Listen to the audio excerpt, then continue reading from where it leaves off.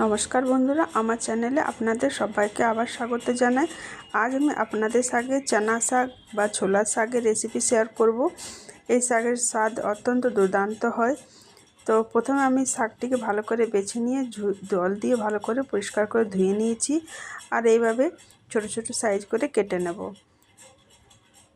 একটি কড়াই গরম জল করব 2 কাপের মতন। আর এর মধ্যে আমি শাকগুলি দিয়ে দেব। বন্ধুরা, এইভাবে রান্না করলে ছোলা শাক রান্না করতে খুব সহজ আর স্বাদও দ্বিগুণ হয়। এবারে এটিকে ঢাকা দিয়ে আমি 2 মিনিট পর্যন্ত ভাপিয়ে নেব। 2 মিনিট হয়ে গেছে, ঢাকা তুলে দেখি। দেখুন শাকটা একটু নরম হয়ে গেছে, খুব সুন্দর সেদ্ধ হয়ে গেছে।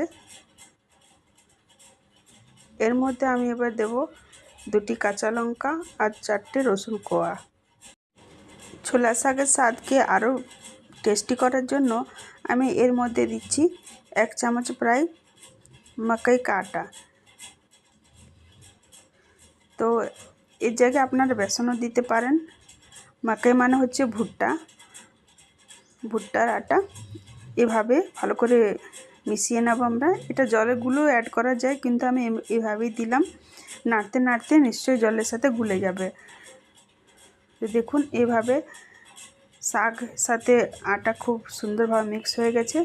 এবার আমি গ্যাসের ফ্লেমটা অফ করে দেব।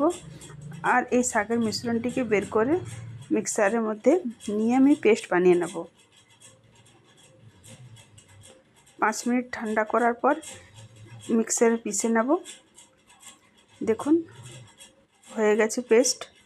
এবারে কড়াইয়ে ফোড়নের জন্য দেব সরষের তেল। 2 চামচের মতো প্রায় তেল দিয়েছি। ফোড়নে দিয়েছি জিরে আর শুকনো লঙ্কা। ফোড়নটাকে ভেজে নেব। এরপর 2টো রসুন কোয়াকে কুচি করে কেটে নিয়ে দিয়েছি, অ্যাড করে দিয়েছি।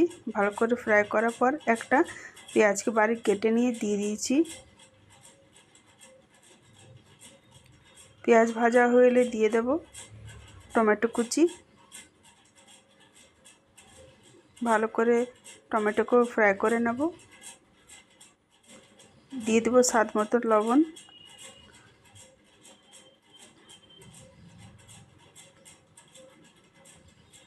টমেটোটি ভালো করে ভাজা হয়ে গেছে। এর মধ্যে আমি অ্যাড করব হলুদ গুঁড়ো, জিরে গুঁড়ো 1/2 চামচ করে অ্যাড করেছি। ভালো করে মিক্স করে আবার ফ্রাই করে নেব।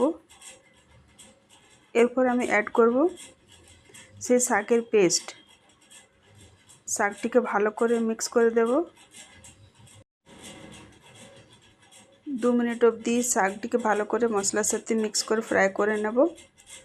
দেখুন আমাদের ছোলার শাক তৈরি হয়ে গেছে, খুব সুন্দরভাবে তৈরি হয়েছে। এর সাথে আমি এবারে অ্যাড করব সামান্য পরিমাণে গরম মশলা। আর গ্যাসের ফ্লেমটি অফ করে দেব। আর গরম গরম ভাতে সার্ভ করব। একবার আপনারা নিশ্চয়ই এইভাবে ছোলার শাক রান্না করে খাবেন, খুবই দুর্দান্ত স্বাদের হয়। আশা করি আজকের রেসিপি আপনাদের খুবই পছন্দ হয়েছে। কমেন্ট করে অবশ্যই জানাবেন। ধন্যবাদ।